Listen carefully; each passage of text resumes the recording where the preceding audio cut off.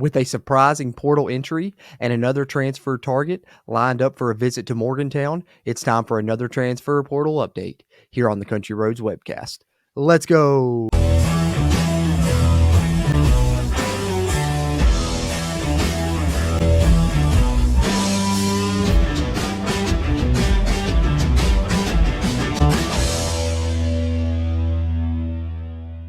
What's going on, Mountaineer Nation? Jordan Cruz back here with Country Roads Webcast. And before I get into this video, I just want to give you guys a quick reminder. If you would, do us a favor, hit that thumbs up button. Giving us a like on this video will really help not only its performance, but future videos performances here on the channel as well. And if you're a West Virginia fan and you haven't already, be sure hit that subscribe button. Helps us and it helps you, as it helps get more of this Mountaineer sports content out to Mountaineer Nation. Having said that, let's get into it.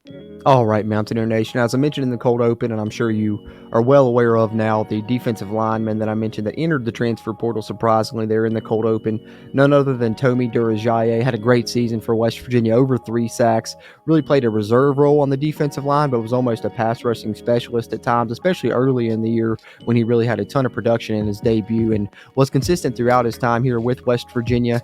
And it's a surprise because he's someone that West Virginia kind of felt they had locked into the program more or less. You guys have heard me in the past talk about on these transfer portal updates, one reason that the coaching staff had, made it a priority kind of to target some of these transfers that had multiple years of eligibility remaining was due to the fact that in the past, if you transferred once, you can only transfer that time and not have to sit out. If you transferred again, you would have to sit out again. So if you secured a transfer that had already transferred once, I'd talked about you were essentially locking that player into your program, you would think, for the time being moving forward until they at least graduated and then could transfer as a post-grad transfer. So you kind of felt that way when you got Tomy Duray from Kentucky last year. He's transferred to you already once. He's used up his one-time transfer. If he transfers again, he's going to have to sit out, right?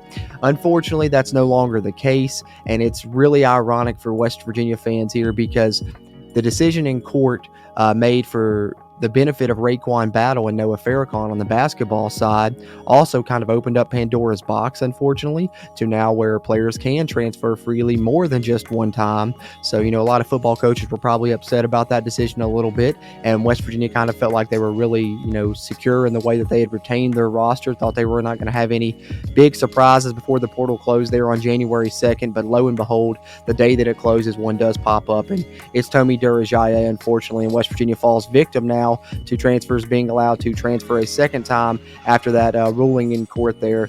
Said it benefited West Virginia basketball, but it came back to bite West Virginia football, unfortunately, a little bit here it appears, as West Virginia loses a productive defensive lineman that they really thought had a very high ceiling and had very high hopes for in Tomy Duray, and we saw a little bit of his potential here as you see the article from WVSportsNow.com announcing the day that he entered the portal there back on Tuesday morning. So unfortunately, West Virginia loses Duray, as you see, recorded 23 total tackles, 6 TFLs during this year. So productive during his one season coming over from Kentucky, and we'll see where he lands up now that he's entered the transfer portal.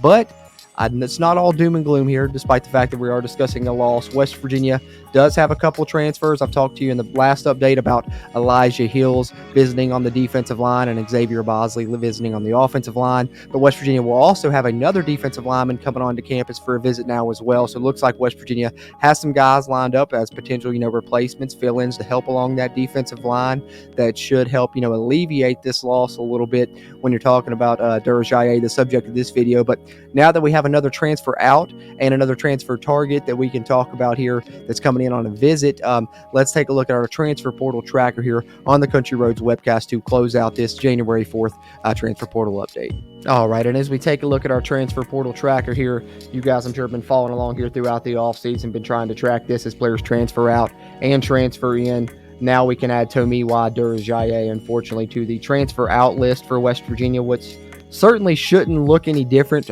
moving forward, really, at this time. The transfer portal closed January 2nd. The only players that can enter the portal now are postgraduate types, and looks like West Virginia won't have hardly any of those entering. We saw Jared Bartlett do so, subject to the last video, but the one surprise, of course, Tomy Duray. So save for now and probably up until the end of spring football. Hopefully, knock on wood, fingers crossed, this should be the transfer out list for West Virginia, with Tomy being the last name added in. And of course, you've seen the transfer in list. I've done updates on each one of these guys as they've committed to the program here in previous transfer portal updates here as we've moved throughout this offseason. Those are the transfers in for West Virginia. But I want to talk about the transfer portal targets a little bit, purge this list of guys that have committed elsewhere in the past. For the most part, I need to go through and do that again. But I talked about in the last update, Bosley coming on a visit to West Virginia this week, and defensive lineman Elijah Hills coming on a visit this week. But West Virginia also has another target on the defensive line that's going to be visiting as well, and that's come out recently, and that is TJ Jackson, a defensive lineman from Troy. I believe Mountaineer Paul did a great video talking about him in the past as well, as we all continue to try and cover these transfers moving throughout these offseason. But wanted to give you guys another update here on the CRW now that we know TJ Jackson will also be joining the aforementioned Elijah Hills and Xavier Bosley visiting West Virginia this week. So West Virginia has a few spots left for transfers that they're trying to nab. I think they're looking at 2 to 5 more transfers before it's all said and done. And Bosley, Hills, and TJ Jackson certainly are priorities since they are using up official visits on those guys. So wanted to update you on those. The most recent visit coming in for West Virginia, TJ Jackson joining the other two. So West Virginia is certainly looking to add some pieces in the trenches, especially there on the defensive line, which is great news now that we've learned of the surprise loss of Tomy Duray. But that's what we have here on this January 4th transfer portal update. I'll scroll through the current West Virginia transfer portal targets one more time here as we close out, and then of course roll up here to the transfers in: Aiden Garnes, Josh Minkins, Jaden Bray, TJ Crandall, Ty French, and Reed Carrico, all already committed to the university. And then the transfers out list one more time there. Hope you continue to follow along here on the CRW as we continue to try and have these transfer portal updates as we progress throughout the West Virginia football offseason. So there you have it, Mountaineer Nation. A surprise portal entry in Tomy Duray, who was a productive defensive lineman for the Mountaineers this season, but it looks like West Virginia may have some defensive lineman targets lined up that they're trying to bring in to help with the future of that defensive line, despite the loss of Duray. But you've heard my thoughts on that a little bit, but I would love to hear your thoughts. How impactful is this loss? Is this the most impactful transfer loss West Virginia has suffered to this point? I don't know about that, but I certainly think it's the most surprising, and you can definitely make a case for it. But let me know your thoughts on the loss of Duray or any of these other transfer targets that West Virginia is trying to bring in. Be sure, let me know about that down in the comments. Appreciate those interactions as we continue to try and grow the Country Roads webcast community throughout Mountaineer Nation. Having said that, as always, I'm Jordan Cruz, and until next time, let's go Mountaineers.